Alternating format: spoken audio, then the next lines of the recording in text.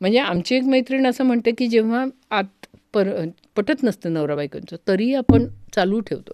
तेव्हा ते म्हणते, नात्याची मढी कशाला आपण ओढत नेतोय? हे काही खरं नाही आहे. तर आपण नात्याची मढी होत आहेत का? याच्याकडे बघतोय का? का आपण काहीतरी मैत्रभावातून एकमेकांच्या गरजा काय आहेत? याच्याकडे बघतोय. एकमेकांना काय हवंय? ते कुठल्या दिशेला वाढतायत? याचा विचार करणार आहोत. तर हा विचारच करायचा नाही. हे जे आपल्या डोक्यामध्ये आहे ना, की जैसे थे आहे ते आमचं कसं छान छान चाललंय. आणि मग असं होतं की मंचामध्ये येणाऱ्या केसेसमध्ये बऱ्याच वेळेला असं झालेलं की कुठतरी काळं आहे, मग काय झालं, काही नाही, बाथरूममध्ये पडले, नाही नळ लागला. आता आम्हाला कळत असतं नळ लागला का काय झालं. तर म्हणजे ते होत असतं.